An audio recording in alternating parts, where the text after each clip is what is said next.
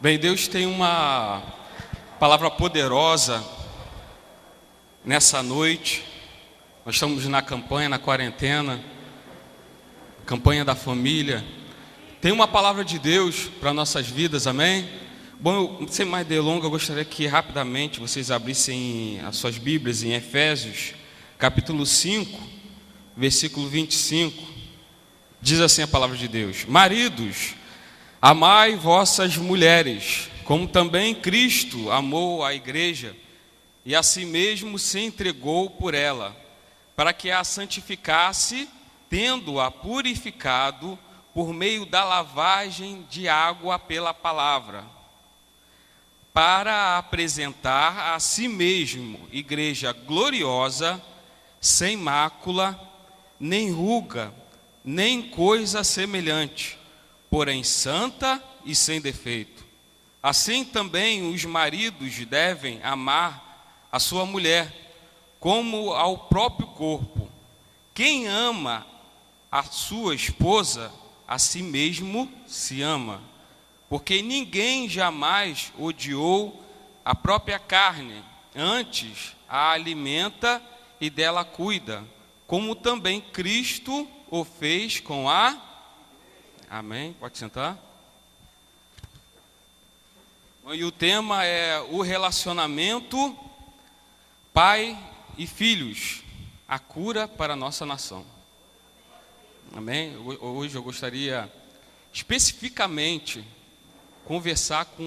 dialogar, com os pais, e você, mulheres, jovens mulheres, vocês, jovens homens que não são casados, mas para uma experiência futura. Para vocês, mulheres, para que vocês venham ajudar os seus esposos a construir esse ensinamento dentro do seu lar. Amém? E a gente sabe que os relacionamentos, o que é relacionamento? Eu com meus pais, os relacionamentos eles trazem cura. Amém? E Martinho Lutero, ele usa uma frase que ele diz que em 2 anos de casamento, ele foi tão santo quanto 20 anos de monastério. Ou seja, durante 20 anos que ele estava reclusado, que ele estava separado para estudar a palavra, ele não sofreu tanto essa lapidação no seu caráter, quanto ele saiu, porque ele foi o precursor da reforma protestante, ele saiu e se casou, e durante esses 2 anos ele foi totalmente lapidado, mais do que 20 anos de monastério. Isso é um exemplo prático, da nosso forjar do nosso caráter. O relacionamento, ele traz isso na nossa vida. Ele forja o nosso caráter, ele traz muitas lições, porque a gente sabe que caráter, na verdade, é do que o ambiente, tudo aquilo que a gente aprende, as pessoas com que passam pela nossa vida, isso com o tempo vai forjando e vai formando o nosso caráter. Bom, e sobre esse versículo, Efésios 5, 25, o pastor Adeci sempre usa esse versículo, e esse versículo ele é muito poderoso, porque não é fácil dar a vida um homem, isso o homem, o marido, dar a vida pela sua esposa, pela sua família, da mesma forma como Cristo deu a vida para com a igreja. Não é fácil. E no versículo 27, a gente vê que é a força, ativa dessa entrega para com a esposa, para com a igreja. E hoje, o que nós temos visto, infelizmente, tem sido muito diferente. O que nós temos visto são atitudes de marido que não são atitudes, vamos dizer, maduras, são atitudes como solteiros. Na verdade, um estudo feito hoje em dia diz que o homem, ele alcança a maturidade, o homem alcança a maturidade aos 35 anos de idade. Então, quando chega aos 35 anos de idade, ele dá aquele insight, agora cai a ficha, Não, agora eu tenho que casar, agora eu tenho que constituir família. Porque antes não, ele vivia aquela vida desregada, né, solteirão. Só que, infelizmente, muitos casados hoje vivem essa vida de solteiro. Não vive uma vida de renúncia, porque, na verdade, isso quando o apóstolo Paulo trouxe aos Efésios, no capítulo 5, 25, isso é um prazer, não é uma obrigação. Entregar, quando o homem entrega a sua vida para sua esposa, isso é um estilo de vida, não é algo forçado, não é uma imposição. Isso é natural, ele se entrega a sua vida para a sua esposa, isso é natural. E o que nós temos visto hoje são os verdadeiros bebezões, né? São pessoas que têm casadas, homens que constituem família, que têm filhos e que têm atitude infantil, né? E isso é apenas essa lição que eu vou trazer é apenas a ponta do iceberg, é apenas o início de tudo. Mas eu creio que se você sair daqui com essa temática construída na sua mente, com esse querer de realmente executar isso, eu creio que a gente vai começar a dar um rumo, porque esses dias eu até postei no Face, né, até uma frase assim meio pesada, né? Mas o Brasil, em julho, ele teve um movimento, né? Um movimento de reforma, um movimento de querer mudança, e na votação a gente viveu um paradoxo completamente diferente, né? Não houve mudança, não houve reforma. Mas eu creio que espiritualmente, essa mudança, essa reforma que o povo brasileiro quer, na verdade não é na política, mas é na igreja.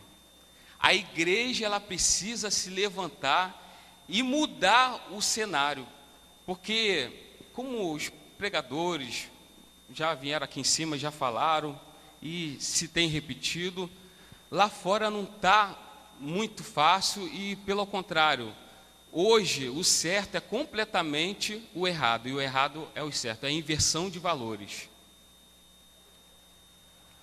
E a igreja, ela precisa voltar justamente a essa questão da origem da célula máter da sociedade. O que Deus, quando pensou em criar a família, o que ele estava pensando?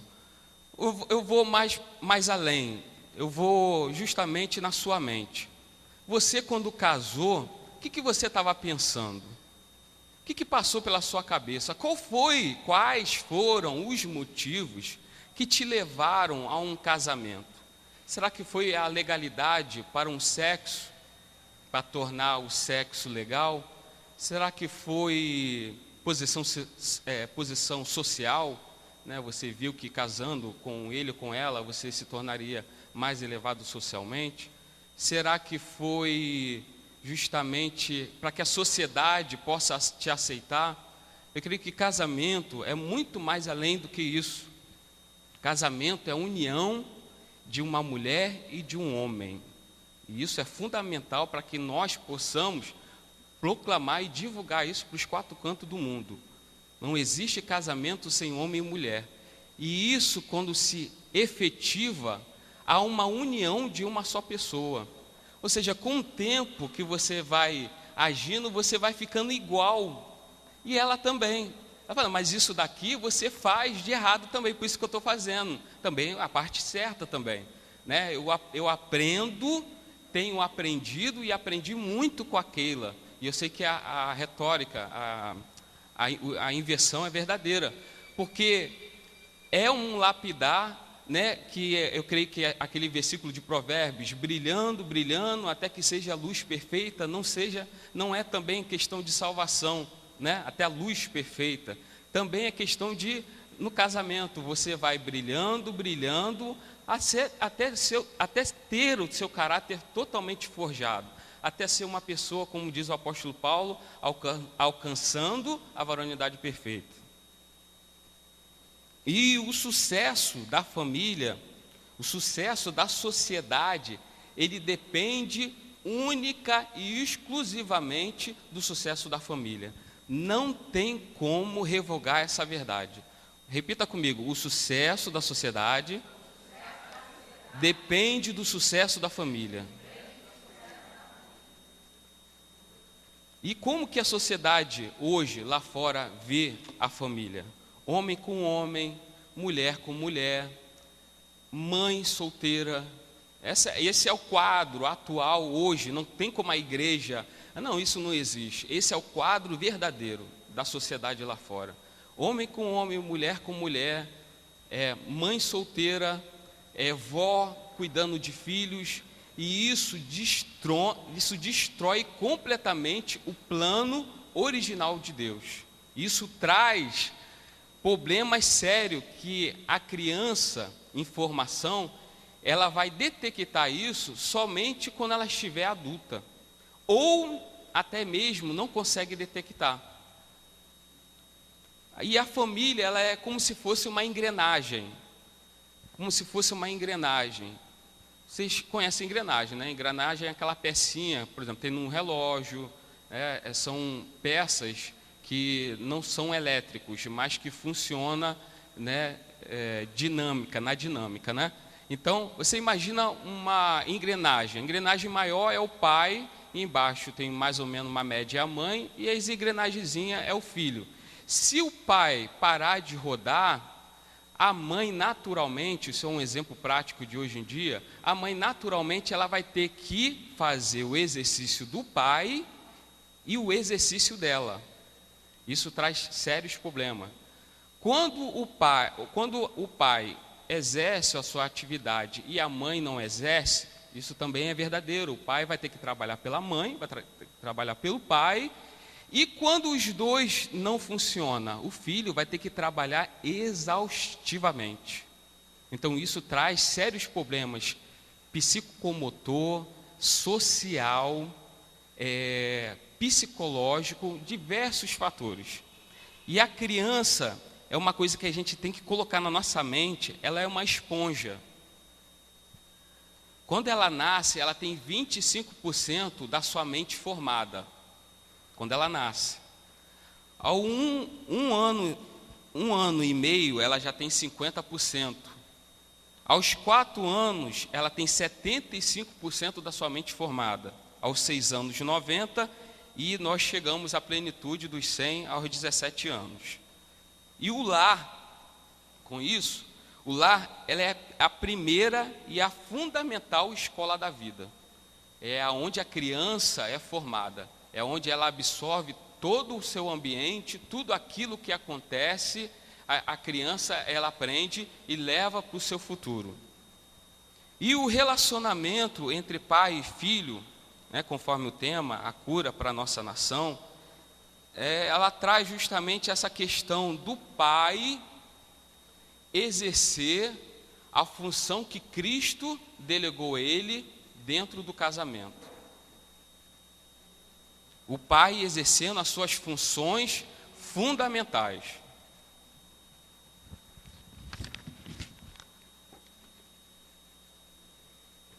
E a falta dessa função, a falta dessa questão do pai exercendo dentro da família, nação contra nação, distúrbios sexuais, falta de segurança em Deus, falta de limites e falta de propósito de vida, entre outros. Um exemplo prático, né, que até citei lá nessa palestra que eu dei, por que o EI, né, Estado Islâmico, né, porque os islâmicos brigam contra Israel. Na verdade, é o quê? A falta da presença do pai e o posicionamento de um pai diante de Deus, esperando e aguardando a promessa de Deus. Essa falta, essa ausência, ou vamos dizer assim, esse erro, né, de Abraão, concomitou em hoje, para você ver, foi há milhares e milhares de anos, e hoje a gente vive a consequência de um erro de um pai, né, que é o ismaelita, né, que é os filhos de Ismael, contra os filhos de Isaac, que é o israelita. Eles acham, né, e eles têm lá a Bíblia deles, e eles falam que eles têm direito à possessão da terra, porque eles são filhos da promessa, sendo que Deus, segundo a palavra dele, ele disse que somente os israelitas, né, os descendentes de Abraão, Isaque e Jacó, teria direito à perpétua possessão da terra, só que eles não abrem mão disso, né? Então isso é um erro, um exemplo prático de um posicionamento de um pai que vem a consequência de hoje, e que se isso não for politicamente conduzido, a gente vai ter futuramente uma terceira guerra mundial, né? O que a gente tem visto a condução para isso, né? E aí, já saindo da introdução, entrando justamente para o corpo da mensagem, eu gostaria de que vocês colocassem, homens, dentro dos seus corações, justamente essas 3 funções básicas: direção, limites e proteção. São as 3 funções que o pai não pode deixar de executar dentro da família no que tange ao cuidado de seus filhos: direção, limites e proteção. O que é direção? Direção ele produz o senso de orientação e propósito de vida. A direção, ela traz facilidade de discernir e estabelecer as prioridades certas. A direção, ela traz com que a criança futuramente desfrute da sua identidade. Direção, ele traz para o filho saber o que é e o que não é. Pessoas que tiveram pais presentes, exercendo a função de direção dentro do seu lar, ela tem uma facilidade de entender o propósito para que ela existe. Hoje em dia, o que mais você vê são jovens e adolescentes, vamos dizer assim, que não sabem o que querem. Se você perguntar, antigamente, quando se perguntava quando era criança, o que você vai ser quando crescer? Aí fala, não, médico. Mas lá no futuro ele nem ia ser médico, ia ser totalmente diferente, um professor. Mas ele já sabia, não, eu vou ser médico, não, vou ser engenheiro, não, vou ser advogado. Hoje em dia você pergunta para um jovem, o que você vai ser? Não sei, você tem isso, tem aquilo. Então ele não tem esse senso de direção. Por que não tem esse senso de direção? Eu me lembro que o meu pai, ele me levava, meu pai ainda, né, vendedor, que o meu pai, ele tem, eu não puxei nada dessa área dele, que ele tem uma lábia, não lábia para o mal, mas assim, ele é um vendedor nato, né? Eu quando encontro com meu pai, eu tenho que ir com hora programada, porque ele fala, porque isso é dele, ele é vendedor. Então ele me levava, eu não gostava nem um pouco, mas ele me botava na variante amarela dele, e não, você vai comigo vender. Aí percorria Belfor Roxo todo, um calor danado, e ele, bora, sai do carro. Eu não exerci essa função dele, nem tampouco eu tive esse dom dele, mas eu fui direcionado. Né? Quando era criança, se me perguntasse o que você queria ser, Hugo, eu já sabia o que eu ia ser quando crescer, embora não fosse.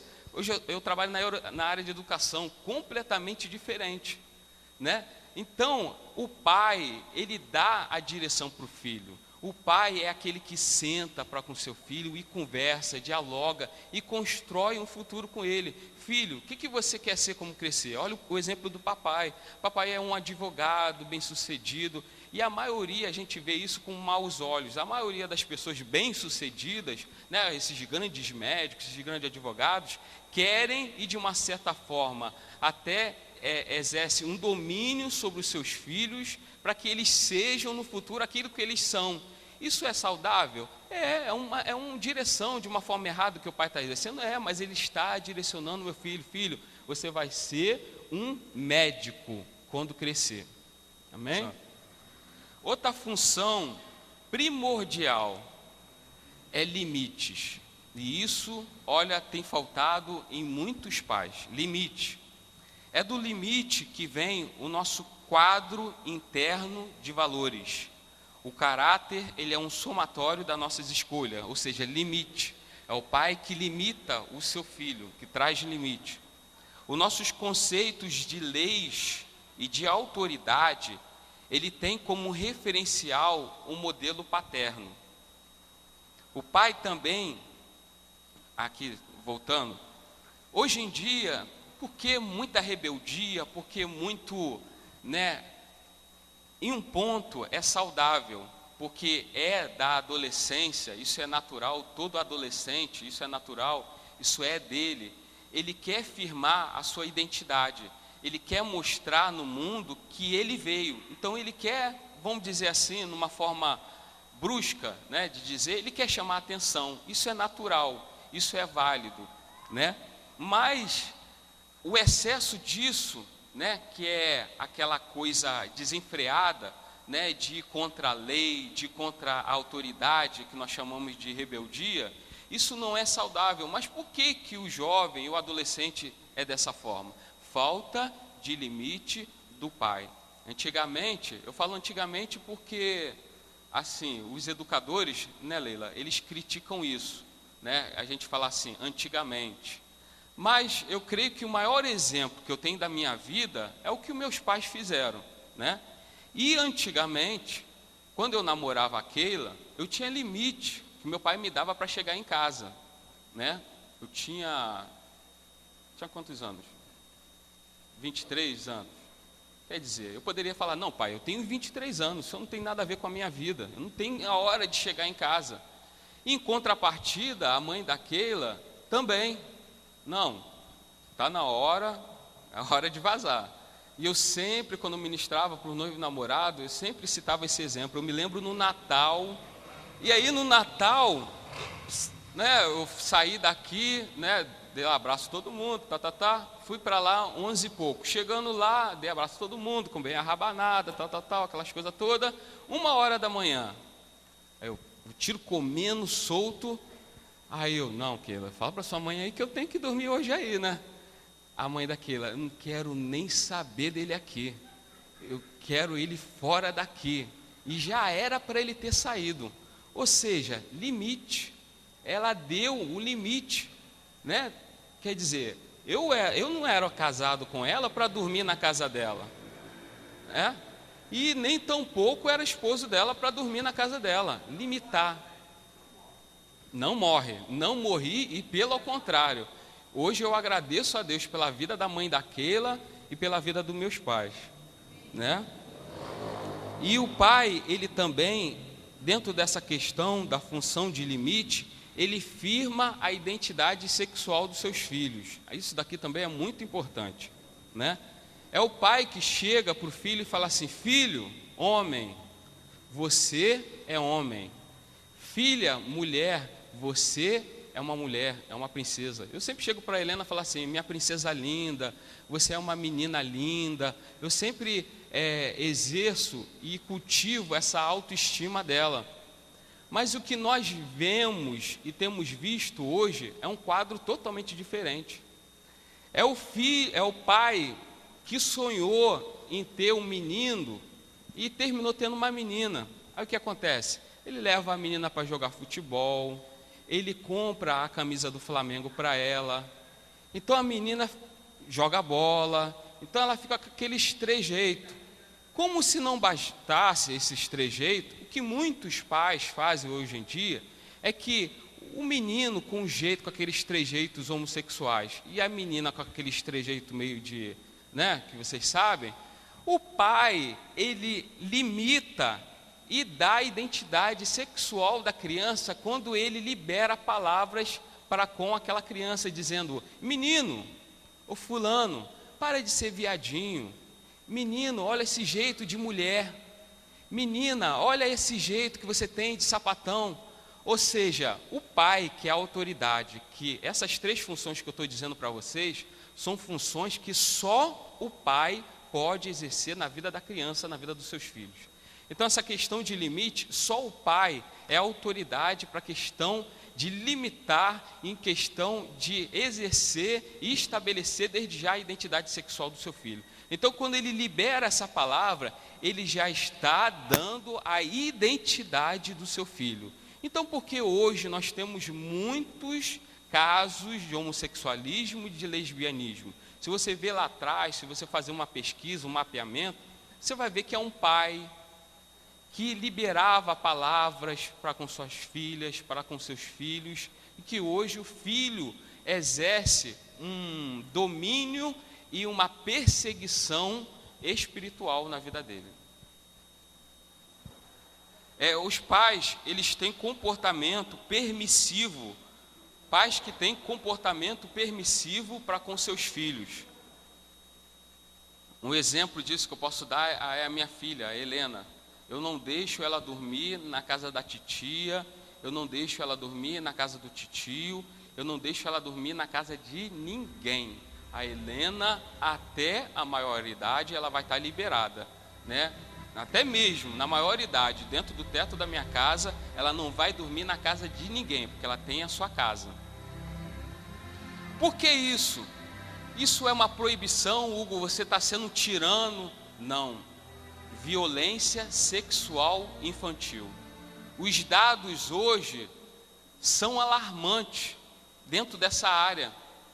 Crianças são violentadas sexualmente, não pelo professor, não por quem você não tem a menor idade, mas pelo contrário, pelo tio, pela tia, pelo avô e pela avó, por quem você menos suspeita. Quem você aí menos suspeita? É essa pessoa em potencial que pode violentar sexualmente o seu filho.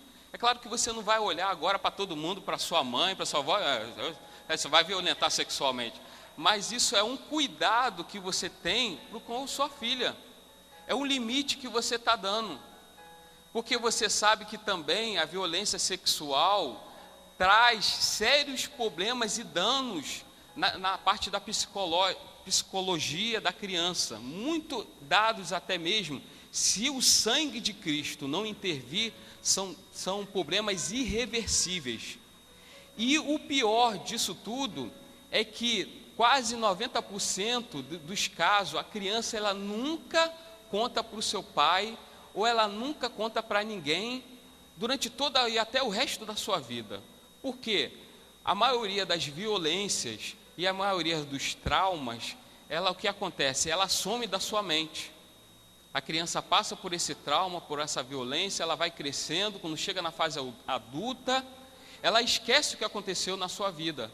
Ou até mesmo, outro fator que contribui para essa falta, né, que vem a contar para a mãe, é o violentador.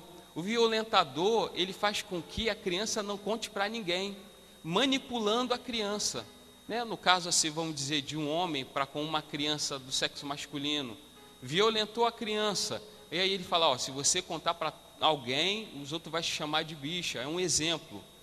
Então há uma manipulação na criança e a criança não consegue contar para ninguém, ou seja, há uma mordaça espiritual e moral na boca da criança que ela não consegue falar nem mesmo para os seus pais. Outra direção que eu também gostaria de dar para os pais, né, principalmente para o pai, é na hora da intimidade sexual. Pai, mãe, você não pensa que o seu filho, que é errado, né, o filho dormir no quarto da mãe e do pai, não pensa que o seu filho não consegue escutar e nem consegue entender. Eu dei aqui as porcentagens, né, de formação da mente. A criança com 1 ano e meio já tem 50% do seu cérebro já formado. Então ela absorve tudo aquilo. Os sons que são emitidos, a criança ela consegue entender o que é uma verdade. Aí você vai ver o porquê, né? E isso a gente vê na área de educação, pessoas com síndrome de Down, com essa parte da sexualidade muito aflorada, né, que até na sala de aula se masturba. Por que que isso acontece? Relações sexuais dos pais dentro de casa, ou seja, não tem uma vida íntima exclusiva. Acha que a criança, aos 10, 2 anos, 3 anos, não consegue escutar, acha que está dormindo. Então, intimidade é coisa do casal, amém? Outra também, o nome já está dizendo, né? Outro também, instrução que eu gostaria de dar para vocês: não tomem banho com seus filhos. Tem pais, amados, que você acha isso, mas às vezes ele leva isso por cultura familiar. O pai lá dele tomou banho com ele aos 12 anos. Ou a mãe, algumas pessoas podem estar achando isso completamente ridículo. Mas tem pessoa que na família isso é uma cultura super normal. Mas não pode acontecer com 2 anos, com 3 anos, com 4 anos. Você tem que trocar de roupa já no seu quarto, isolado com seu filho. Não troque de roupa em frente ao seu filho, né? Porque ele absorve isso. E o que acontece? Depois eu vou falar sobre isso, sobre a autoridade do pai, a autoridade familiar. Por que muitos pais perdem essa questão de autoridade? Exemplo de Noé, né? Um exemplo prático, bíblico, foi Noé, né? Os filhos viram ele nu, né? Um filho teve o cuidado de tampar a nudez dos seus pais, o outro ficou rindo. O outro que ficou rindo foi amaldiçoado. E o que nós temos nessa geração de crianças amaldiçoadas, né? Não porque o pai proferiu maldição, mas porque viu a nudez dos seus pais, não está no gibi. A outra função do pai é proteção. Repita comigo: proteção. O senso de segurança e confiança que constrói a autoestima vem pelo perfil do pai. O posicionamento, o espírito de presença, a iniciativa e provisão comunica segurança e descanso na criança. E um exemplo prático disso, ao contrário, é um pai que é viciado em embriaguez, né? É um quadro que nós vemos muito isso também, hoje em dia. O pai, a mãe fala assim: ô Joaquim, está faltando arroz, feijão e carne. Joaquim vai sair da sua casa para comprar o arroz, feijão e a carne. E ele não volta. Por que Joaquim não voltou? Porque o Joaquim, ele está no bar bebendo. Com isso, a criança, isso não é só uma vez. Se fosse uma vez, tudo bem. Mas no segundo dia, a mesma coisa. E a criança, ela fica naquela expectativa de esperar a provisão, de esperar a proteção alimentar do seu pai. Segundo dia, terceiro dia, quarto dia, quinto dia, isso vira uma rotina. Então a criança, ela é formada no seu lar, olhando para o seu pai e não vendo um pai provedor. E o papel dentro da família de provedor não é da mãe. A mãe, isso a gente também ensinou no noivo namorado, a mãe, ela trabalha por concessão. É um acordo que antes do casamento a mãe faz com o pai, né, com o marido: ó, eu vou trabalhar para ajudar no sustento da família, não é a minha obrigação. Mas o que nós vemos hoje é um quadro completamente diferente. É o pai dentro de casa, dando faxina, lavando louça, cuidando da criança, botando a criança para a escola, e a mãe trabalhando. A parte de provisão alimentar, de roupa, é papel essencial e fundamental dos pais, do homem. Com isso, quando isso não acontece, isso forma crianças inseguras e que não aprendem a confiar nem mesmo em Deus. Porque tem muitas pessoas que falam assim: olha, eu oro, eu jejuo, eu estou na quarentena, 20 e poucos dias, e até hoje eu não consigo confiar em Deus, eu não consigo saber se Ele realmente, as promessas que Ele fez, se realmente vão se cumprir, se realmente o meu futuro está nas mãos dEle. Por quê? Porque se você vê lá atrás, ele não teve um pai que realmente proveu. Então, erradamente, essa pessoa, ela faz um relacionamento do concreto e do inconcreto, porque Deus, ele vem pela nossa fé. Deus existe e existe pela nossa fé. Só que as pessoas, ela faz o relacionamento entre o concreto e o inconcreto. E o que acontece? Ela não consegue admitir que Deus existe e que Deus vai ser supridor de todas as suas necessidades, porque o seu pai não fez esse papel, não fez essa função de proteção. O perfil do pai, ele vai determinar o nível de segurança ou de insegurança na personalidade dos seus filhos. Porque muitas pessoas nessa geração inseguras, que não têm firmeza naquilo que faz, que são inseguras no seu trabalho, que são inseguras no trabalho, que são inseguras na faculdade, desculpa. Por que essa insegurança? Por causa da falta de posicionamento do seu pai. E qual é a vontade de Deus? Por que Deus, ele criou? Porque assim, a questão da criação da família é algo assim tão sublime e tão, assim, a gente não consegue explicar, né? Os teólogos falam que é transcendental, palavra bonita, né? Porque excede o nosso entendimento, porque foi da criatividade de Deus. E eu creio que quando Deus criou o pai, a figura paterna, ele criou essa figura para ser um herói para o seu filho, para o filho realmente olhar para o seu pai e olhar assim, não, é nesse daí que eu confio, é nesse daí que eu tenho direção, é nesse que eu sinto segurança. Isso eu sinto do meu pai, e eu vejo aqui a pastora Ângela falando do pastor Pedro Paulo, e eu tenho ele também como exemplo de homem de Deus, né, porque ele foi da mesma igreja que eu. O pastor Adeci também cita o seu pai como exemplo de homem de Deus. Então, os nossos pais são os nossos heróis. Só o que Satanás tem tentado, feito nessa geração?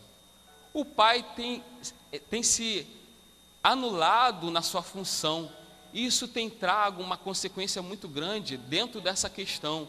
Os filhos dessa geração, os filhos hoje não veem os seus pais como seus heróis. Quem eles vê com os heróis? E aí, se você ou se a igreja não dita, se o pai não dita a regra dentro da sua casa, a mídia dita, a sociedade dita. Quem são os heróis hoje que têm substituído os pais? Eu ia até fazer um slide para passar as fotos deles, mas Harry Styles, cantor, Max George, Daniel Radcliffe, o Harry Potter, Robert Pattinson, que é o Crepúsculo, o eterno Edward Cullen, o Len... Não, é o Robert Pattinson, é o Crepúsculo, é o Eduardo. O Len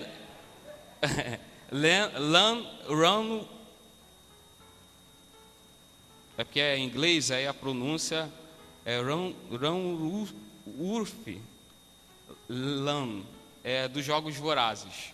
Os adolescentes tudo sabem quem é. Taylor Lautner, que é o Jacob da saga Crepúsculo. Zac Efron, que é do High School Music. Miley Cyrus, que é a antiga Hannah Montana. Selena Gomez, que fez o Barney, aquele vídeo para criança, né? Barney, Espiões 3D, e hoje é uma cantora famosíssima. Demi Lovato, também cantora. Emma Watson, que é a eterna Hermione da saga Harry Potter. E Kristen Stewart, que é a Bela da saga Crepúsculo. Tem outros, amado, muitos outros. São vampiros, são bruxos, são lobisomens, drogados em cocaína, heroína, maconha. A maioria desses daqui, que são heróis dessa geração, são pessoas que saíram dentro de centro de reabilitação. Então eles não são heróis, eles têm algum problema. Mas é isso que a sociedade monta. É isso que hoje a juventude tem olhado. Não, eu quero ser um Robert Pattinson, eu quero ser um Zac Efron, eu quero ser uma Hannah Montana. É isso, em vez de olhar para o seu pai e ver como um herói. Mas por que isso acontece? É a falta de função do pai, mas também é a falta de desconstrução dessa parte de herói dentro da família. Como que isso acontece? Tem casal que discute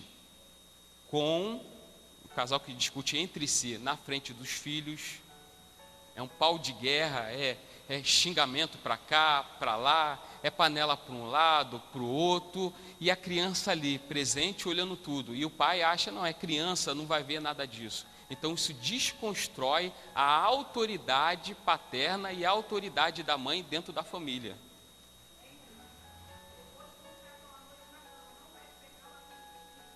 Isso, é verdade. Não tem a reconciliação, quer dizer, é errado discutir, totalmente errado. Pior ainda quando não se conserta, né? Não tem essa questão de baixar a guarda, de realmente, amados, quer discutir, isso é natural, porque isso faz parte da construção de um casamento, né? De sentar, e às vezes isso vai também do temperamento da pessoa. Quer discutir, vai para o quarto, tranca, né? Fala o que tem que falar, tira o filho, bota lá para ver um DVD, liga no som alto, né? A criança, ela não pode ver você discutindo, amém? E isso elimina totalmente a autoridade. E outra questão fundamental, a maior expressão de violência é a ausência de diálogo.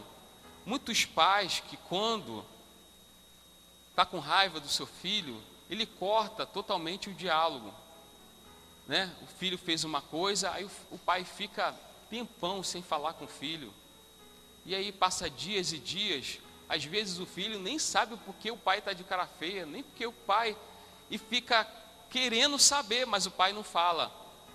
O que isso traz? Né? Qual é o certo? Primeiro, senta com seu filho, né? Fala, filho, aconteceu isso, é errado, explica para ele, conversa, né? A maioria que trabalham dentro dessa área de construção da criança, né? Os pedagogos, fala que você tem que sentar, abaixar no mesmo nível de olhos com a criança e conversar com ele. Isso vai construir um ambiente de diálogo futuramente. Porque o que nós temos visto hoje, você pergunta para o jovem, para o adolescente, quem é o seu melhor amigo? Ah, é a fulana, a ciclana, a beltrana. E não tem como referencial o pai e a mãe.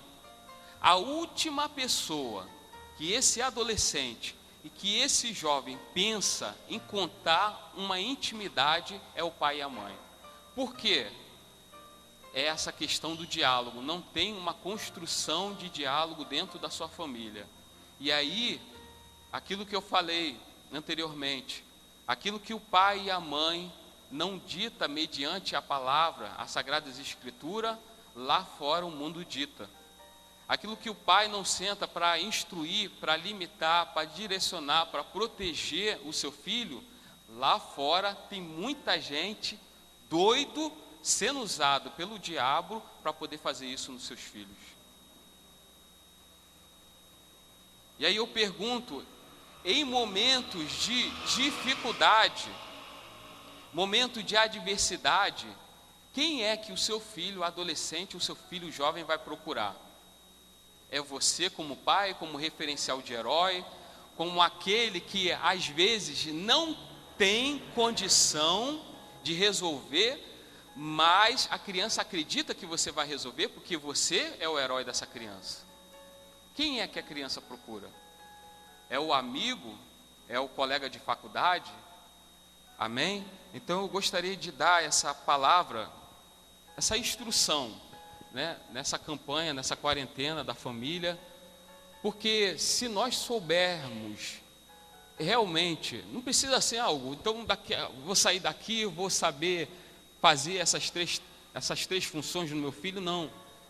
Nós que sentamos com ela e conversamos com ela, outra coisa que nós ensinamos a ela, e isso é muito importante, dentro do limite, da função do pai. Eu sempre sento com a Helena e falo assim: Helena, quem pode mexer no bumbum da Helena? A Helena: só a mamãe. Aí eu falo assim: a vovó pode, Helena? Não, a vovó não pode. O vovô pode, Helena? Não, o vovô não pode. Quem é que pode? Só a mamãe. Isso eu estou dando limite para minha filha, orientando, resguardando a minha filha, resguardando o meu lar. É isso que Efésios 5:25 diz, que eu tenho que dar a minha vida para a minha família. Eu tenho que ir incessantemente. Isso não foi só uma primeira vez. Eu sempre sento com a Helena e falo: Helena, quem pode mexer na pipinha? Isso não é uma coisa assim que eu estou tentando inculcar na cabeça, mas é uma orientação dela, porque levantando um muro, isso mesmo, pastor, levantando um muro na minha família. Porque até a minha mãe até falou: Hugo, quando a Helena foi tomar banho, ela gritou bem alto: vovó, você não pode mexer na minha pipinha. E minha mãe ficou assim: meu Deus, o que os outros vizinhos estão pensando? Aí eu: é isso mesmo, mãe, nós orientamos ela que ninguém pode mexer. E ela, aos 3 anos de idade, ela sabe tomar banho. Para esses casos, né? Quando ela em casa, aquela dá banho nela. Fora de casa, quem é que dá banho? Ela pega o sabonete, né? Muito mal, mas ela sabe se virar, né? Porque eu estou resguardando a minha família. Amém, gente? Então que vocês fiquem com essa palavra, porque são ensinamentos que assim você vai perpetuar a sua geração. Porque aquilo que o pastor Silas fala, olha, o que tem acontecido, hoje a gente não vê, mas daqui a 30 anos, 40 anos, não vai ser fácil para a gente. Que essa geração tem sofrido. Você imagina uma criança sendo cuidado por 2 pais, por 2 mães, como que vai ser essa criança futuramente? Vai ser assim, psicologicamente, um monstro. E nós, como igreja, nós não podemos nos calar, nós temos que mostrar o nosso exemplo. Se a sociedade não nos deixa falar, dizendo que nós somos errados, nós temos que mostrar com as nossas atitudes. É o filho que cresce saudável, é o adulto saudável mentalmente, psicologicamente,